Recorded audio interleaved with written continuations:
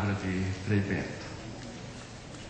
Dom José María Pires, como ustedes ya lo conocen, es uno de los padres conciliares, participó de las 4 sesiones del Concilio Vaticano II. Y si nuestros obispos latinoamericanos no fueron muy padres en el concilio, salieron buenos hijos del concilio. Y Don José María Pires es uno de los mejores hijos del concilio, porque llegando, hizo todo un esfuerzo de recepción creativa en su diócesis. Ahí se acercó de personas muy valiosas, entre ellas Joseph Comblan, y la obra que realizaron trascendió las fronteras de la diócesis y inspiró muchos espacios en nuestro país y allá de nuestras fronteras también. Entonces, con mucho gusto vamos a oír Don José María Pires.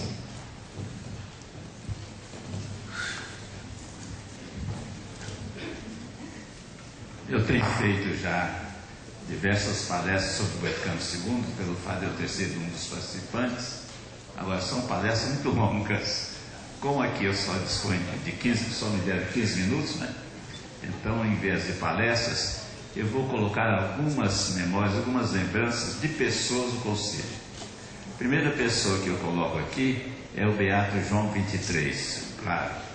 Foi ele que teve a ideia, que ele considera quase como uma inspiração, de convocar um conselho quando seus antecessores achavam que não tinham os instrumentos necessários para um conselho assim tão amplo, embora sentissem que já fosse uma das necessidades da igreja. Foi um homem assim muito simples, todas as suas manifestações, e era capaz de ter gestos muito interessantes. Por exemplo, no concílio, logo que nós começamos, surgiram as primeiras dificuldades, porque os padres conciliares começaram a tomar a palavra e falar contra a decisão da Cúria Romana de indicar os membros das diversas comissões. Acharam que não devia ter sido a Cúria, não. E então ficou aquela confusão muito grande, e veio outra confusão, que foi a questão da Sagrada Escritura, porque o esquema que nos deram falava de 2 fontes de revelação, e a turma começou logo a brigar. Não são 2 fontes, é uma fonte só, é uma fonte só, é o próprio Deus que fala pela Escritura, por aquilo que está escrito, e fala pelo testemunho das pessoas. Então era a tradição, e foi aquela confusão muito grande. Sabe como é que o Papa resolveu a coisa? Ele, de certo modo, suspendeu o concílio por alguns dias e orientou que se formasse uma comissão que era mista para poder encaminhar a solução. Aí fizeram uma comissão que tinha de um lado o cardeal Beia, que era jesuíta e era do secretariado para a União das Igrejas, e de outro lado Ottaviani, que era ultraconservador e que também dirigia a comissão teológica. E essa comissão foi então trabalhar e apresentar um projeto que depois ajudou a gente a caminhar durante o concílio.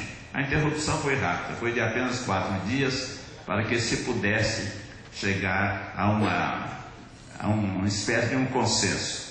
E enquanto isto, o Papa saiu com essa: olha, o que a gente vê em todas as igrejas é oração. Em todas as igrejas fazem romarias, rezam um terço, então, se a oração é o elemento comum em todas as igrejas, nós vamos começar a discussão não pela Sagrada Escritura, mas pela liturgia, porque a liturgia então é coisa comum. Então foi o primeiro documento do Vaticano II. Não deu para terminá-lo na primeira sessão. Ele foi já promulgado na segunda sessão, não mais com o Beato João XXIII, mas com Paulo VI, que foi quem o sucedeu. Então, a primeira figura que eu trago aqui é exatamente do Beato João XXIII. A segunda é de Paulo VI, que fez alguns gestos muito bonitos. Um deles, não foi o primeiro, foi quando íamos começar a terceira sessão do concílio. Ele presidiu a partir da segunda. E então a gente está olhando lá por onde o Papa vinha carregar naquela sédia gestatória, era um trono, né? Toda aquela coisa, né? E o Papa aparece lá caminhando, bem xoxinho, né? Lá no centro da igreja do Vaticano estava uma mesa com uma mitra. Mitra é aquele chapéu que os bispos usam nas solenidades, né? Que nome que eu dou. Só que o Papa, em vez da mitra, usava a tiara, que eram 3 coroas de ouro superpostas, né? Mostrando que ele tinha muito poder. Poder na igreja, poder... Então Paulo VI entrou, não na sédia gestatória, mas usando um báculo, um cajado, semelhante ao nosso. Naquela mesa ele tirou a tiara, colocou lá em cima e pegou uma mitra igual à nossa e colocou na cabeça. Nunca mais ele entrou carregado na sédia gestatória. Nunca mais ele usou a tiara. Passou a usar a mitra e dizem que a tiara foi depois leiloada para o dinheiro ser dado para obras de caridade. Então Paulo VI foi realmente alguém que marcou muito. Marcou mais ainda quando esse homem fez alguns gestos que João XXIII com certeza ia gostar muito de ver, de reconciliação. Nesse sentido que numa das celebrações, ele com o patriarca Atenágoras estavam lá, então se encontraram. Mas o mais significativo foi que no fim do concílio, quando o Papa declarou-se em efeito a excomunhão que a Igreja de Roma tinha lançado sobre a Igreja de Constantinopla, né? Foi um documento, levaram lá aquela briga das igrejas. A Igreja ocidental de Roma, a Igreja oriental. E então, na véspera de terminar o concílio, 7 de dezembro, enquanto o Papa celebrava e declarava nula aquela excomunhão, o patriarca celebrava lá em Constantinopla e incluía já o nome do Papa. Nunca mais incluiu, agora já inclui também o patriarca do Ocidente. Então foram gestos muito significativos de reconciliação e que mostraram como é que o concílio levou a uma prática. Não foi a teoria, não, foi especialmente a prática. Paulo VI, a gente teria realmente muita coisa a dizer sobre ele. Terceira pessoa que eu venho colocar aqui é Dom Eugênio Salles. Olha, Dom Eugênio, a quem o conheceu quando ele já estava já era bispo do Rio de Janeiro, já era um pouco diferente. Mas eu o conheci quando ele era bispo auxiliar de Natal. E a gente tinha bastante intimidade, porque no concílio a gente ficava em grupos de 4, mesas de 4. Na mesa em que eu estava era Dom Eugênio, Dom Clemente Snar, Dom Antônio lá da Bahia, esse faleceu um pouco depois do concílio, e eu. Nós éramos 4. Era uma amizade muito grande, a gente brincava bastante, etc. E Eugênio arranjou uma amizade com o cardeal Sünens, da Bélgica, que era um dos 4 moderadores do concílio. Os moderadores eram cardeais que estavam ali em nome do Papa. O Papa não podia ir a todas as sessões do concílio, porque ele tinha que atender a mil outras coisas, não é? E ele sendo chefe de Estado também, então não podia estar. Mas diariamente ele era representado por um dos 4 animadores. Dom Eugênio arranjou uma amizade com o cardeal Sünens, e o cardeal o levou até Paulo VI, e Dom Eugênio conseguiu o seguinte, que o Papa permitisse que religiosas formassem pequenas comunidades e assumissem paróquias. Eram chamadas as vigárias. Eu fui visitar uma dessas paróquias, lá no Rio Grande do Norte, no intervalo das sessões, como nós éramos muito amigos, estávamos sempre juntos, então Dom Eugênio convidou vários para a gente ver uma dessas paróquias. Eu achei que negócio maravilhoso. Aí quando eu fui transferido de Araçuaí, onde eu estava, para João Pessoa, quando terminou o concílio, eu estava transferido para João Pessoa, eu pensei, em vez de querer religiosos vigários, eu quero religiosos missionários. Para quê? Elas vão para um lugar, ajudam o povo a assumir a sua igreja. Quando o povo tiver assumido, aí elas vão para outro lugar para acender o fogo, né? Porque na experiência de Dom Eugênio, as religiosas faziam tudo, faziam batizado, dirigiam o culto. Eu assisti lá um lucernário dirigido por uma irmã. Eu pensei, o mais importante seria que a própria comunidade fosse capaz de fazer tudo isso. Então as religiosas iam para acender o fogo na comunidade. Quando a comunidade estava em condições, elas iam então para outro lugar, vinham de vez em quando ali para confirmar a turma, faziam como São Paulo, mas iam acender o fogo ou animar em outros lugares. Mas a experiência a gente viu, e quem começou foi realmente Dom Eugênio. Ele teve um papel muito significativo nessa ocasião. A outra pessoa que eu queria colocar é Dom Helder. Eu fui vizinho de Dom Helder durante muitos anos. Ele era arcebispo de Olinda de Recife e eu era arcebispo da Paraíba. São 110 quilômetros de João Pessoa até Recife. Eu ia muito lá, ele ia também a Paraíba, e Dom Helder participou daquele grupo do Pacto das Catacumbas. Bispos que foram nas catacumbas, fizeram a sua celebração e assumiram o compromisso de cada vez mais estar ligados à Igreja dos Pobres. Para a gente estar ligado à Igreja dos Pobres, é preciso a gente também acabar com os sinais de riqueza. Que sinais de riqueza? Trono. Nas catedrais tinha o trono para o bispo, né? Pronto, então a gente não vai ter mais isso não. Qual é outro sinal de riqueza? É a gente morar num palácio. Nem falar, não é palácio, é paço episcopal, né? Em português, paço episcopal. Então os bispos se comprometeram e foram deixando os paços episcopais. Dom Helder exagerou, saiu do Palácio dos Manguinhos e foi morar na sacristia da Igreja das Fronteiras. Se vocês vissem como é isso, tinha um portãozinho cá na rua, não é? Então, a gente tocava a campainha aqui, Dom Helder vinha lá, ele não tinha secretário não. Então ele vinha lá daqueles fundos, atravessava um corredor muito longo e vinha abrir a porta para a gente, não é? Ele não tinha secretário, ele não tinha cozinha, era uma comunidade religiosa que mandava a marmita dele, era marmiteiro. Então quando eu ia lá, ele dispensava a marmita e nós íamos para um restaurantezinho bem simples que havia de perto. Ele dizia que ia me levar lá, então nós íamos.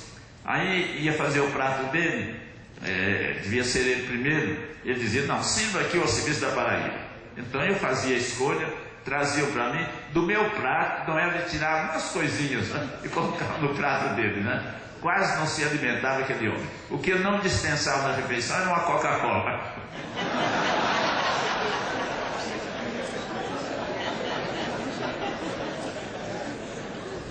Olha, o testemunho de Dom Helder realmente foi alguma coisa que marcou muito, não só a Igreja do Brasil, mas do mundo. Então ele era um homem que era muito querido, mas ao mesmo tempo muito contestado, né? Até odiado por aqueles que sentiam que o compromisso com os pobres é alguma coisa que não vai prejudicar os ricos não, mas os ricos vão ter que abrir mão de muita coisa. Até porque Dom Helder dizia que o rico só se salva passando pelos pobres. Não tem jeito de ele ir direto não, ele tem que passar pelos pobres. Como é que ele passa pelos pobres? É com a promoção humana.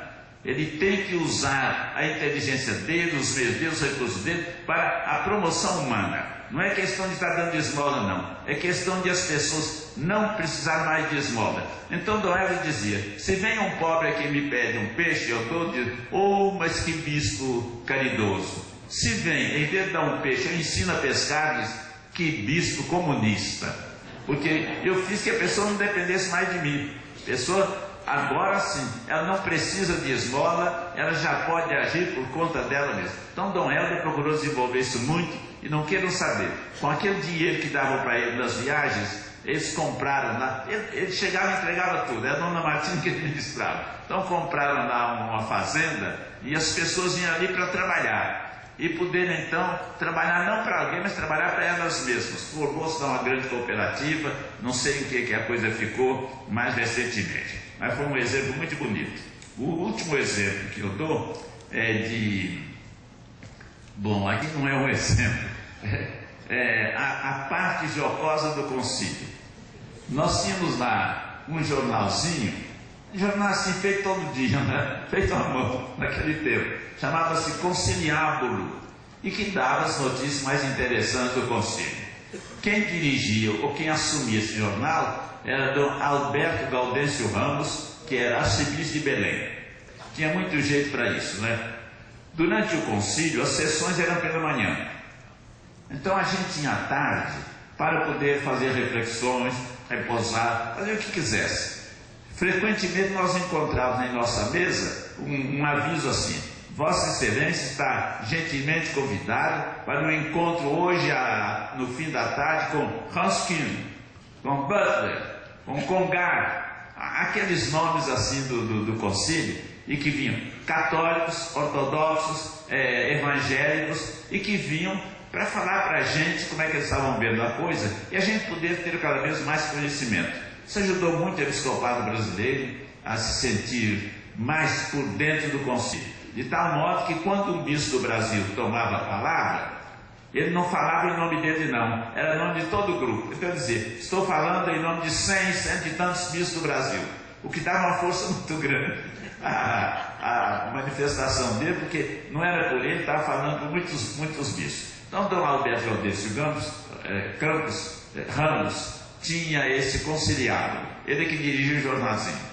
Nas nossas discussões havia muita coisa interessante. Uma delas foi a questão do ato eclesiástico, a gente discutindo se ia permitir que os padres usassem clésima ou continuassem usando batina. Até o concílio todo mundo andava de batina, os padres, né, os bispos. Então, o bispo não tirava mesmo, né? Aí era aquela discussão, e a grande maioria achava que devia dar liberdade. Por que os padres têm que usar a batina? Se querem usar, está muito bem, como todos usavam, mas querem usar a clésima, está muito certo. Um dos nossos arcebispos, que era o arcebispo de Uberaba, em Minas Gerais, ele não admitia a questão do clésima. O nome dele era Dom Alexandre Gonçalves do Amaral. Então, naquela discussão, ele se irritou e se levantou, ia sair da sala e disse: padre que chegar na minha diocese de clésima está suspenso de ordem, não pode nem celebrar. Foi um choque, né? Só que então, no dia seguinte do conciliário, apareceu uma foto de Paulo VI, quando era cardeal Montini, numa viagem dele à África, ele usando um bonito clésima em branco. Embaixo tinha escrito: este não teria uso de ordem na diocese de Uberaba.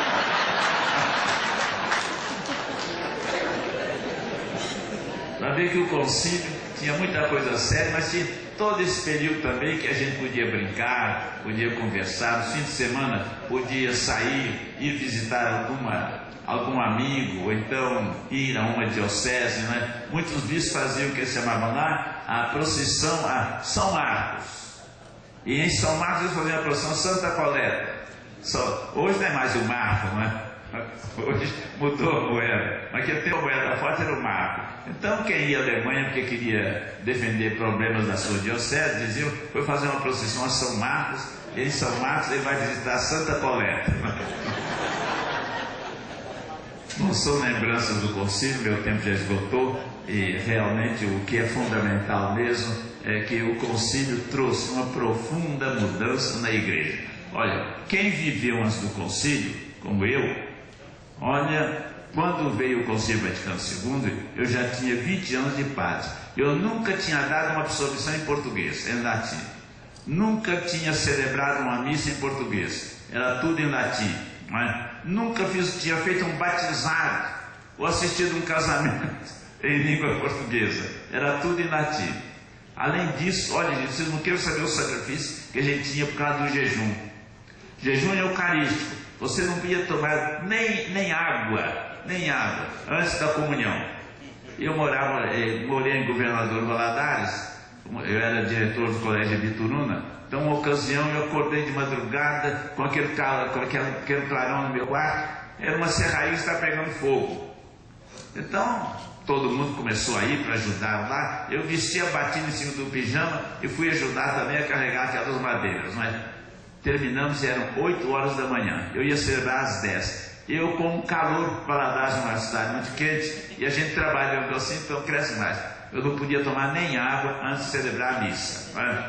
Era um rigor muito grande que quem viveu antes do Vaticano II, então é que pode avaliar como o Vaticano II trouxe mudanças profundas na igreja. Claro, não foi só essas coisas exteriores, não. Há muita coisa profunda na vida da gente que, graças a Deus, é fruto do Vaticano II. A igreja seria completamente diferente se não tivesse acontecido o Vaticano II. Pena que muita coisa do Vaticano II, quando veio a regulamentação, ao invés de abrir espaços, fechou algumas aberturas do Vaticano II. Então, nesses 50 anos, o que há de mais importante, me parece, é a gente retomar aquelas intuições do Vaticano II e procurar desenvolvê-las, traduzi-las. Principalmente a questão da opção preferencial. Igreja faz opção preferencial pelos pobres, o que levou muito professor a ir lá para o interior. Tem gente aqui que foi lá para o interior nas suas férias para poder trabalhar ali com as comunidades. Leonardo Borges está aí, ele foi um desses. Nós participamos juntos de encontros, logo depois do Vaticano II, no meio do pessoal mais simples, né? Então o Vaticano II fez com que padres que eram formados em teologia, eram doutores, fossem morar na periferia e conviver ali com o povo. Era alguma coisa, não é de você querer ser pobre, não, é de você ser solidário com os pobres e assim poder fazer que eles tivessem oportunidade de dar a sua voz. Então Dom Hélio dizia: olha, nós não vamos ser a voz dos pobres, não, nós vamos com eles para que eles tenham coragem de falar, mas a voz vai ser deles. Então a gente vai naquelas caminhadas. Dom Hélio é lindo também, a não violência, né? Se alguém tiver arma, pode deixar, não vai conosco não. Não aceitava que fosse alguém que tivesse armado. Você não podia usar uma arma, nem podia usar a arma da língua. Por quê? Porque agora eles estão nos oprimindo. Um dia eles vão deixar de nos oprimir, mas esses são nossos irmãos. Agora estão nos oprimindo, eles nunca deixarão de ser nossos irmãos. Então nós vamos procurar evitar o opressor, mas nós vamos encontrar no opressor o nosso irmão. Então vamos tratá-lo realmente como irmão. Realmente Dom Helder foi uma voz que ajudou demais a gente a viver depois o Concílio Vaticano II. Muito obrigado.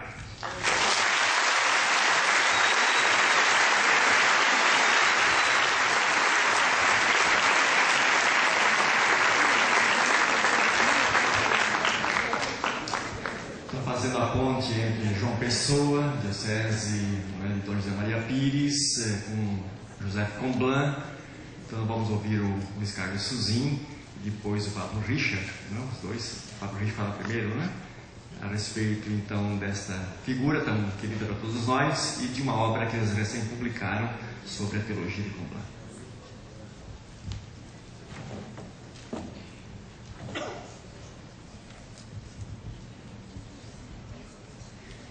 Bueno, es un honor muy grande estar aquí también en compañía de grandes teólogos y grandes profetas como el señor Pires. José Comblan fue también mi profesor durante todo el tiempo de teología, durante el concilio, porque él no fue, ¿no? Entonces él tomó todas las clases de dogmática en la Facultad de Teología de Santiago de Chile. Entonces ahí fue mi profesor. Pero nosotros nunca lo llamábamos profesor, sino maestro, ¿no? El maestro Comblan. Eso quedó como muy fijo, ¿no? El maestro Comblan, a pesar de que enseñaba en la Facultad de Teología. Y yo creo también que fue un gran profeta. Estoy tan agradecido a Dios y al Espíritu Santo realmente que para este momento que estamos viviendo en la iglesia, con tanta crisis, tantos problemas, creo que Comblan fue el profeta y el maestro que realmente necesitábamos, ¿no? Yo he pasado estos últimos 10 años, ¿no?, animándome, inspirándome con las palabras, ¿no?, de nuestro maestro Comblan. Realmente fue un hombre que respondió a estos tiempos, que fue un profeta y un maestro realmente necesario, ¿no?, un don de Dios para responder a este kairos que estábamos viviendo en estos tiempos.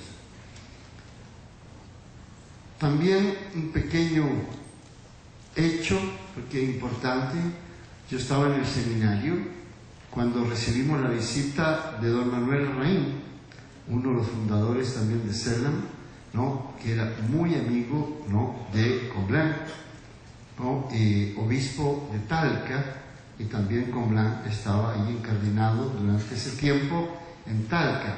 Cuando don Manuel, ¿no?, vino al seminario, que habló con todos los seminaristas, estaba Comblan también, y después partió don Manuel y tuvo ese accidente, chocó con una carreta de bueyes, ¿no es cierto?, y murió instantáneamente. Y me di cuenta del dolor profundo, ¿no?, de Comblan, porque tenía un gran cariño a Monseñor Manuel Larraín, que todavía me tocó conocer. Un maestro, realmente un maestro, que respondió al momento justo. Hay dos obras de Comblan que muestran su carácter de maestro y de profeta. Uno, ¿no?, la ideología de la seguridad nacional, el poder militar en América Latina del 78. Esta obra, publicada primero en francés, después en español y en portugués, tuvo un impacto tremendo, ¿no?, este asunto sobre la ideología de la seguridad nacional. Nos dio una luz inmensa para entender las dictaduras que estaban sucediendo en América Latina. Y después, cuando terminan ya las dictaduras, otro libro de José Comblan, ¿no?, el neoliberalismo, ideología dominante en esta mirada, en ese quinto século, ¿no?, del año 2000. Entonces él enfrentó las ideologías justas, ¿no?, seguridad nacional, neoliberalismo. O sea, eran dos momentos, ¿no?, donde escuchamos, ¿no?, la palabra, la sabiduría de José Comblan, ¿no?, seguridad nacional y neoliberalismo.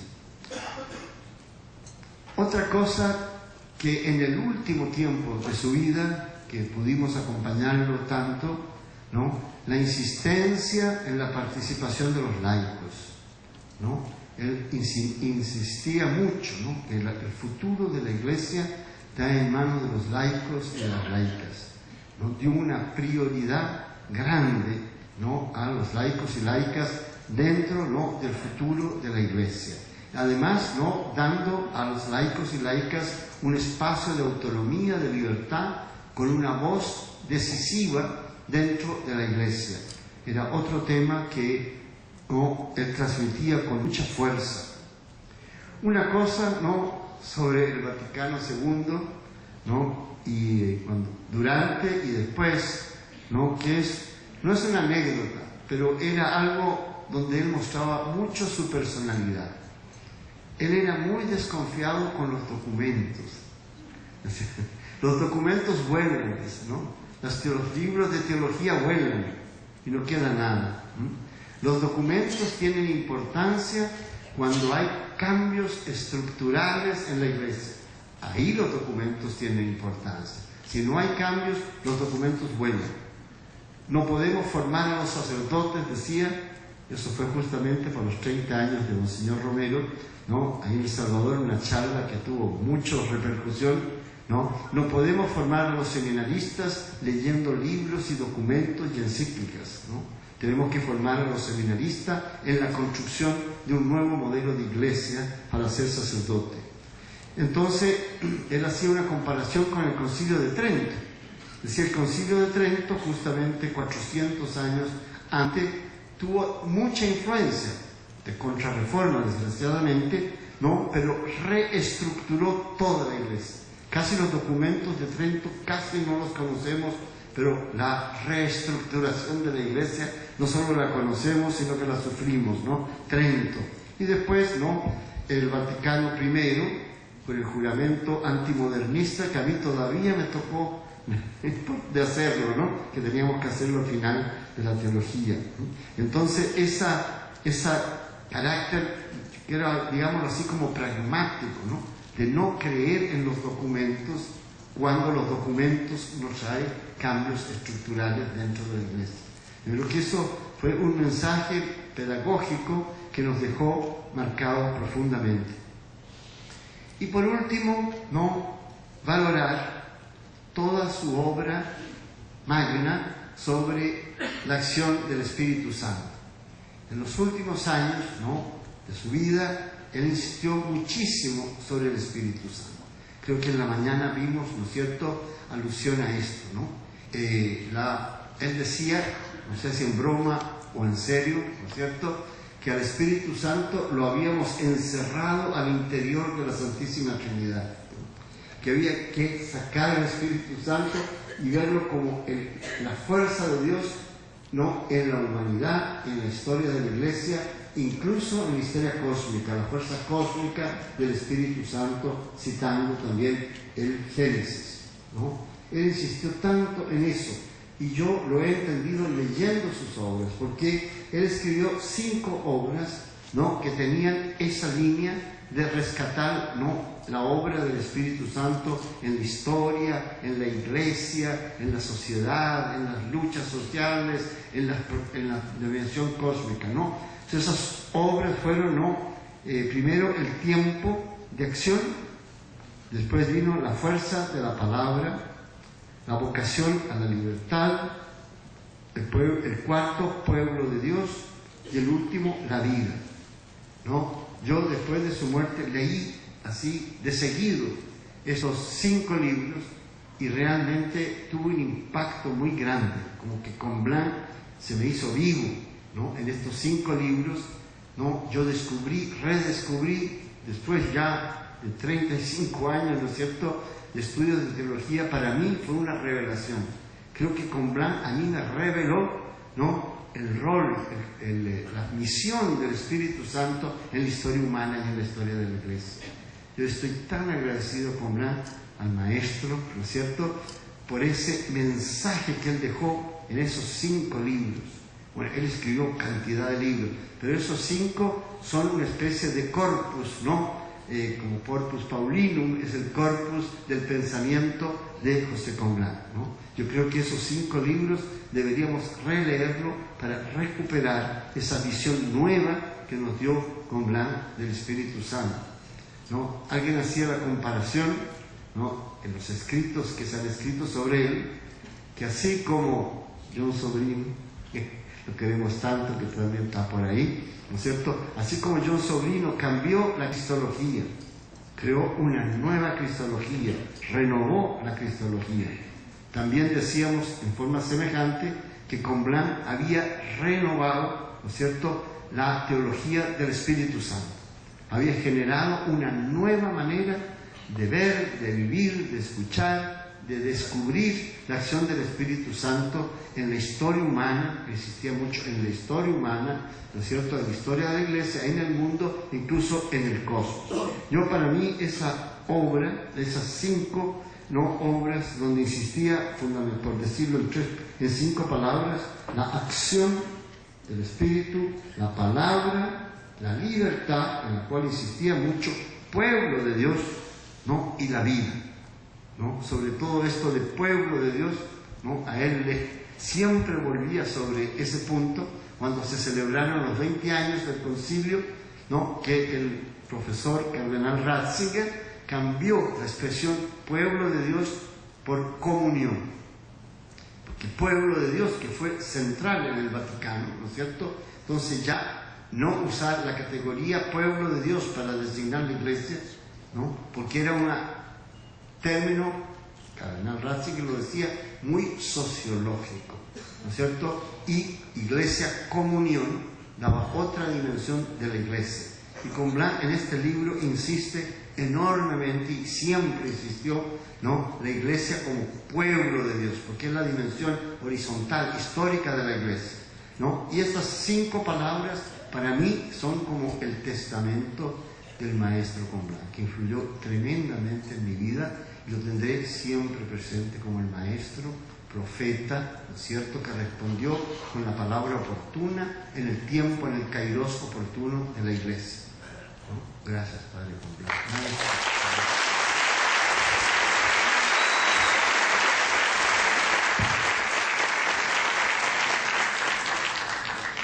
Então eu queria complementar com a notícia de que aquele congresso do Nordeste do Brasil, que foi realizado agora em setembro passado, e que no primeiro dia se disse que não se conseguiu ter notícia do que se tratou lá, então agora eu posso dizer, e aqui está o irmão e outros que participaram.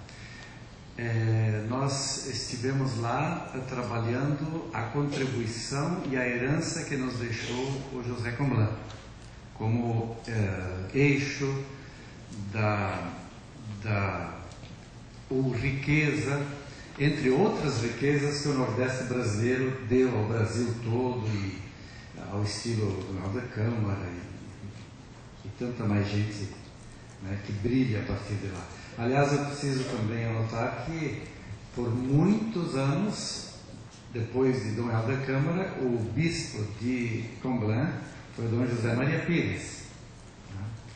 E ele esteve morando ali porque era uma dobradinha bastante bem feita.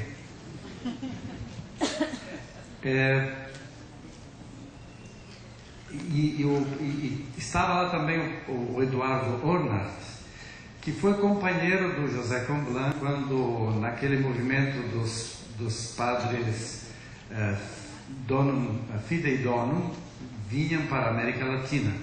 Esse deslocamento de missionários, ou diocesanos, ou de congregações da região de missão, de envio da missão para a América Latina, provocou, e isso não é só José Comblan, nós temos muitos exemplos de pessoas que estão aqui, por isso eu não vou nomear, porque eu não posso nomear todos, pessoas que estão aqui e que também não estão aqui, que já também não estão mais conosco, mas que não fizeram só um deslocamento geográfico, fizeram um deslocamento cultural, um deslocamento eclesial e um deslocamento teológico também. Portanto, aos olhos da gente aqui, às vezes nos apareciam como mais latino-americanos do que nós mesmos, porque entendiam do choque da diferença. Isso nos mais diferentes países da América Latina, e Comblan é um deles. Nós tivemos, mas o Chile também repartiu conosco essa graça de termos o Comblan. E no Recife teve aquela famosa experiência da teologia da enxada, que eu não sei em espanhol como é que se chamaria. Sapa? Sapa? Sapa?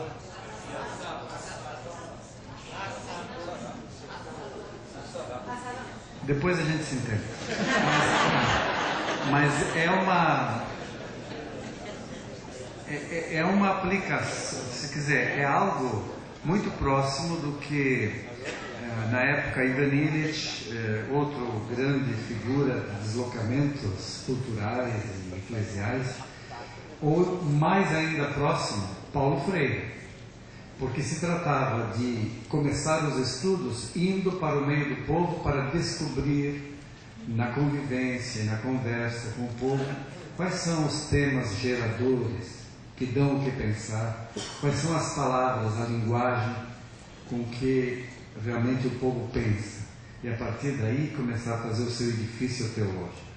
Então é uma questão de método, e quem está familiarizado com o método de Paulo Freire sabe muito bem que isso se aproxima muito, e que foi um grande modelo para nós.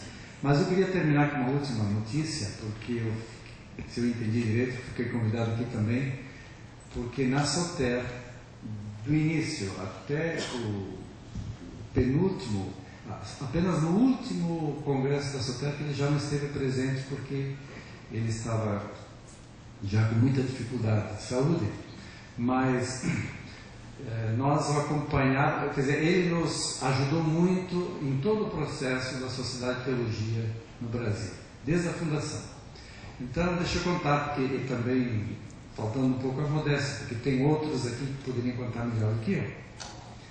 Na fundação, que há outros cofundadores aqui, inclusive o Leonardo também acompanhou no início, chamando o Comblan de nosso patriarca desde as origens da Soter, e nós o tínhamos realmente como uma referência. Então, nós muito entusiasmados na década de 80, apesar de todas as tensões, os conflitos da época, exatamente por causa disso, estávamos fundando essa associação, que Dona Luísa dizia tem que ser de caráter civil, tem que ser com abertura ecumênica, porque só assim vocês também vão dar conta dentro da igreja do que pode vir e tal. Nós estávamos entusiasmados a colocar no nosso estatuto que íamos fazer teologia com referência às comunidades eclesiais de base, tendo como horizonte a opção preferencial pelos pobres, tendo como um critério o princípio de libertação que o Evangelho nos dá e tal. Então, era todo um entusiasmo por essa teologia, por essa nova epistemologia que estava já amadurecida pelos patriarcas da teologia da libertação. E o Comblain, que depois nós apelidamos de metralhadora giratória, porque a gente nunca sabia direito para que lado ele ia atirar quando ele fazia as suas análises. Ele disse, mas vocês têm também que colocar ali que tem que fazer uma teologia com diálogo acadêmico, de nível universitário, que enfrente o diálogo com as outras disciplinas, outras áreas de conhecimento. Então coloca aí também nível universitário. Tá, nós estávamos entusiasmados para outra direção, a gente estava se esforçando por sair da formalidade acadêmica. Bom, aí completamos. Mas, então eu vou para o final. Nos últimos tempos agora, ele via que nós estávamos muito preocupados com o lado acadêmico, sim, e talvez demais. Por quê? Porque o Brasil, o governo brasileiro abriu possibilidade de reconhecimento da teologia, com apoio inclusive do governo. Nós tínhamos que obedecer às regras do governo, tínhamos que estabelecer nossa produção acadêmica, tínhamos que abrir nossos currículos nos sites do governo, né? O currículo Lattes, para quem conhece. Enfim, começamos a ficar absorvidos academicamente. E até muitos, para dizer bem a verdade, buscando um lugar um pouco mais tranquilo diante de uma situação eclesial que a gente não sabia se íamos continuar tendo espaços com maior liberdade de produção teológica. Então a gente dizia, bom, o espaço acadêmico nos protege de arbitrariedades, porque ali tem exigências acadêmicas, então nós temos um argumento, né? E aí o Comblain atira para o outro lado, dizendo assim, porém, a fonte originária da teologia são as comunidades vivas de fé. Se vocês ficarem na academia, vai ser a pior escolástica que vai ter. Vocês precisam ter o cuidado de saber qual é o lugar originário da teologia. E insistiu nos últimos tempos aqui, 2 ou 3 vezes ele deu essa chamada muito forte. Eu acredito que com isso ele foi mestre durante todo esse tempo, durante todo esse período.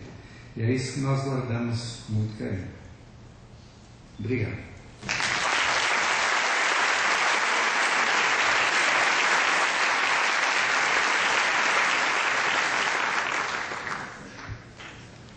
Em que idioma preferem que Fredberto hable?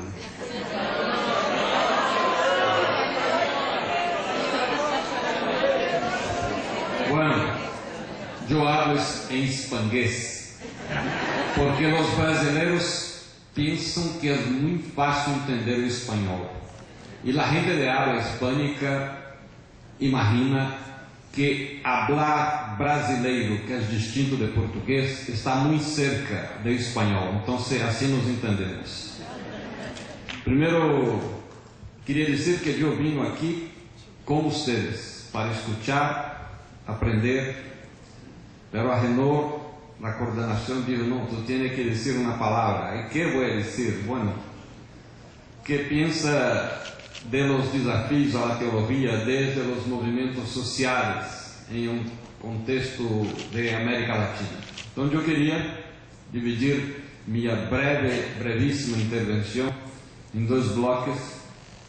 Primeiro, subrayando 4 pontos de la realidad e depois 5 pontos de retos, desafios que temos adelante. Bem, primeiro,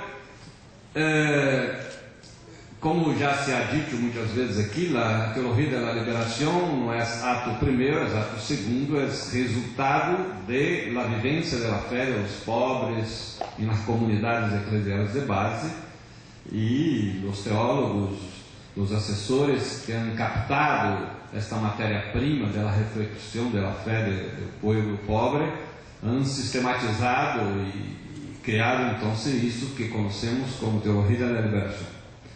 Ocorre que eu vivi de uma maneira muito privilegiada o Concílio Vaticano II, porque desde 62 eu era dirigente da Ação Católica Juvenil, mantenido por la Conferência Episcopal em Rio de Janeiro, com o Sr. Helder Câmara, que a cada dia do concílio enviava cartas para seu círculo de amigos, conhecido como família messejanense, porque sua cidade, sua localidade natal se chama Messejana. E agora todas essas cartas estão publicadas em 2 volumes e 6 tomos por um editorial de Pernambuco. Então, aí recebemos muito frescamente aí toda esta matéria, todas essas cartas de Sr. Helder e podemos acompanhar. Pero já em este momento se empezaram as comunidades eclesiais em Brasil, por iniciativa, como dijo Dom José, de 2 obispos conservadores depois, o bispo Eugênio Salles e o bispo Agnello Rossi, os 2 depois cardenales muito conservadores. Pero empezaram com essas comunidades hermanas e por la falta de sacerdotes em Brasil, desde aí as comunidades se multiplicaram e houve um fator muito importante, um fator da ditadura militar em Brasil. O golpe militar em Brasil ha hecho com que muitos militantes de la izquierda, mas militantes pobres, porque os de capas médias e altas se foram ao exílio ou se foram a la cárcel, como eu, por exemplo, pero outros, né? Pero a gente pobre de la militância de esquerda, que não tinha como sair e também não era conhecida, não era procurada por la policía, essa gente se hibernou em las comunidades eclesiais de base. E isso que Suzin chamou a atenção. Aqui houve uma convergência de comunidades, hibernação de setores da esquerda e um método Paulo Freire, que teve uma influência muito importante para imprimir este caráter progressista, esta nova visão crítica da Bíblia, da realidade em las comunidades. Então, eu diria que o principal fruto das comunidades e da teologia da liberação, de meu ponto de vista, não está ao interior da igreja, está fora da igreja, que são os movimentos sociais e políticos que han cambiado o perfil sociopolítico e econômico e seguem cambiando o perfil sociopolítico e econômico da América Latina. Ou seja, possivelmente sem este movimento em que as comunidades e a teologia da liberação representam um papel muito importante, que sai em alguns países muito hegemônico, como em caso do Brasil. Sem isto não haveria Chávez, Lula, Mujica, Morales, Correia e todo esse processo de renovação e resgate ou conquista da soberania latino-americana. Esse processo, agora que chamamos aí de democrático popular e que cambia muito. Então, há que chamar a atenção que a América Latina, desde o concílio, são 50 anos, ha passado por 4 modelos políticos. O primeiro modelo, que ha sido o modelo desde a Segunda Guerra, de governos liberais. O segundo, as ditaduras militares. O terceiro, os governos neoliberais messiânicos, Collor em Brasil, Fujimori em Peru, Menem em Argentina, Garcia Meza em Bolívia e por aí vai, tantos outros países. E agora teremos um quarto modelo, que é este modelo que chamo de democrático popular, e que com todas suas contradições, porque há alguns que há que discutir se são de esquerda, de centro, de direita, eu não vou entrar em isso, mas de qualquer maneira são governos que mantêm uma independência, ao menos de palavra, hacia os Estados Unidos, que son muy solidarios a la unidad latinoamericana y caribeña, incluso, por ejemplo, en la condenación al bloqueo a Cuba y en el apoyo a reintegración de Cuba a los organismos continentales. Isso é unanimidade, isso é uma novidade. E o hecho de que esses governos de alguma maneira hacen políticas sociales que beneficiam os mais pobres. Então, há uma novidade, que essa novidade, ao interior dessa novidade, está a semilla que ha sido plantada por las comunidades eclesiais de base da teologia da liberação. Para mim, esse é o maior e mais significativo fruto de todo esse processo que nós outros hemos vivido e hemos acompanhado muito de cerca. Pero, há um problema, esse é um segundo ponto dessa realidade, que muitos destes militantes que empezaram nas comunidades passaram aos movimentos sociais e desde aí legaram a la institucionalidade política, han entrado em mecanismos de governo que são próprios da tradição burguesa, patriarcal, uma autoritária ou semi-autoritária da América Latina. Ou seja, não houve revoluções. A única revolução ha sido a cubana e a de Nicarágua fracassada. Então toda a... Não foi a teoria, não foi especialmente a prática. Paulo VI, a gente teria realmente muita coisa a dizer sobre ele. Terceira pessoa que eu venho colocar aqui é Dom Eugênio Salles. Olha, Dom Eugênio, a quem o conheceu quando ele já estava já era bispo do Rio de Janeiro, já era um pouco diferente. Mas eu o conheci quando ele era bispo auxiliar de Natal. E a gente tinha bastante intimidade, porque no concílio a gente ficava em grupos de 4, mesas de 4. Na mesa em que eu estava era Dom Eugênio, Dom Clemente Snar, Dom Antônio lá da Bahia, esse faleceu um pouco depois do concílio, e eu. Nós éramos 4. Era uma amizade muito grande, a gente brincava bastante, etc.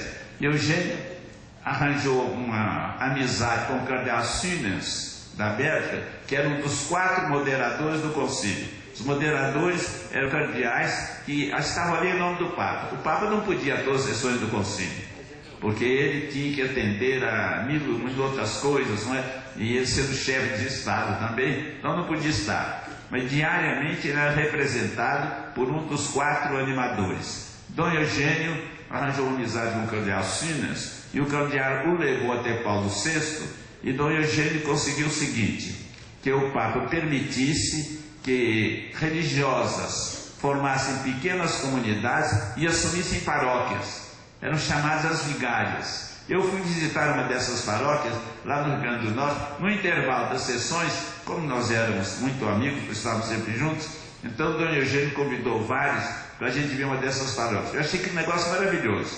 Aí quando eu fui transferido de Araçuaí, a palavra de Frei Bento. Dom José María Pires, como ustedes já lo conocen, es uno de los padres conciliares, participó de las 4 sesiones del Concilio Vaticano II. Y si nuestros obispos latinoamericanos no fueron muy padres en el concilio, salieron buenos hijos del concilio. Y Don José María Pires es uno de los mejores hijos del concilio, porque llegando hizo todo un esfuerzo de recepción creativa en su diócesis. Ahí se acercó de personas muy valiosas, entre ellas Joseph Comblan, y la obra que realizaron trascendió las fronteras de la diócesis y inspiró muchos espacios en nuestro país y allá de nuestras fronteras también. Entonces, con mucho gusto vamos a oír Don José María Pires.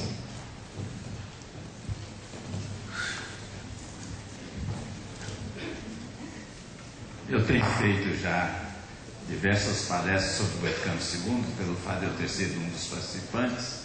Agora, são palestras muito longas. Como aqui eu só disponho de 15, só me deram 15 minutos, né? Então, em vez de palestras, eu vou colocar algumas memórias, algumas lembranças de pessoas do concílio. A primeira pessoa que eu coloco aqui é o Beato João XXIII, claro.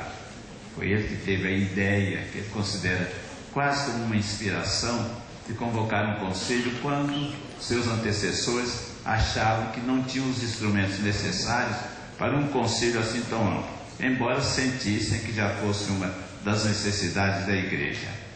Foi um homem assim muito simples, todas as suas manifestações, e era capaz de ter gestos muito interessantes. Por exemplo, no concílio, logo que nós começamos, surgiram as primeiras dificuldades, porque os padres conciliares começaram a tomar a palavra e falar contra a decisão da Cúria Romana de indicar os membros das diversas comissões. Acharam que não devia ter sido a Cúria, não.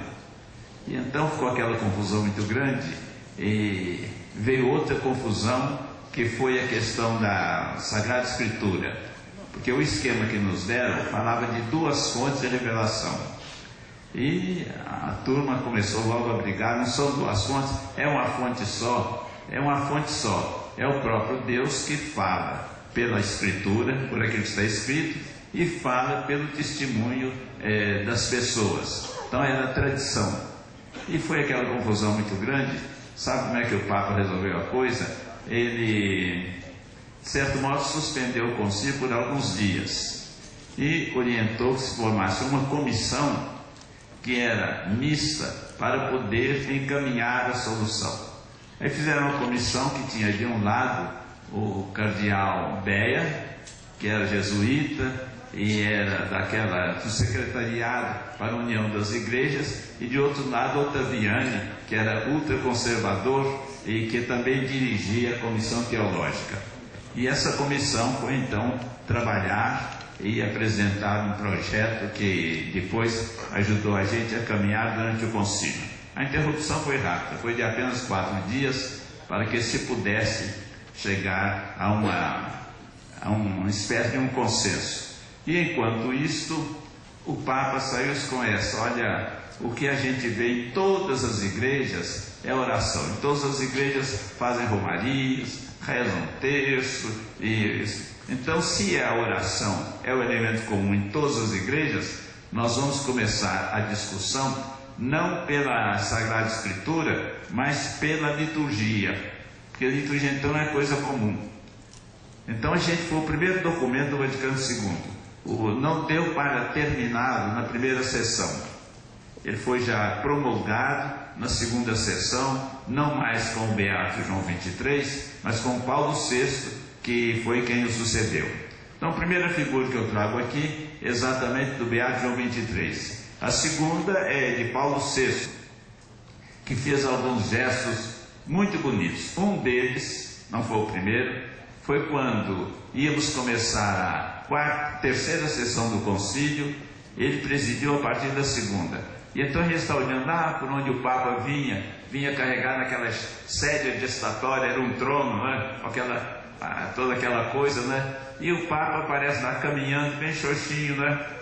Lá no centro da igreja do Vaticano estava uma mesa com uma mitra. Mitra é aquele chapéu que os bispos usam nas solenidades, né? Que nome que eu dou.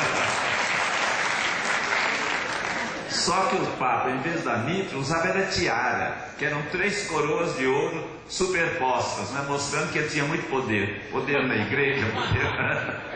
Então Paulo VI entrou, não na sédia gestatória, mas usando um báculo, um cajado, semelhante ao nosso. Naquela mesa ele tirou a tiara, colocou lá em cima e pegou uma mitra igual à nossa e colocou na cabeça. Nunca mais ele entrou carregado na sédia gestatória. Nunca mais ele usou a tiara. Passou a usar a mitra, e dizem que a tiara foi depois leiloada para o dinheiro ser dado para obras de caridade. Então Paulo VI foi realmente alguém que marcou muito.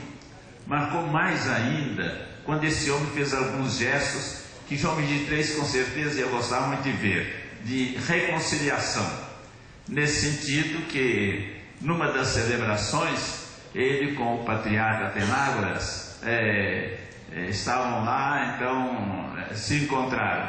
Mas o mais significativo foi que no fim do concílio, quando o Papa declarou sem efeito a excomunhão que a Igreja de Roma tinha lançado sobre a Igreja de Constantinopla, né? Foi um documento, levaram lá aquela briga das igrejas. A Igreja ocidental de Roma, a Igreja oriental.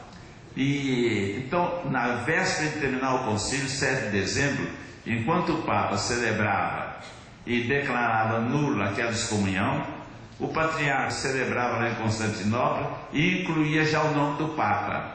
Nunca mais incluiu, agora já inclui também o patriarca do Ocidente. Então foram gestos muito significativos de reconciliação e que mostraram como é que o concílio levou a uma prática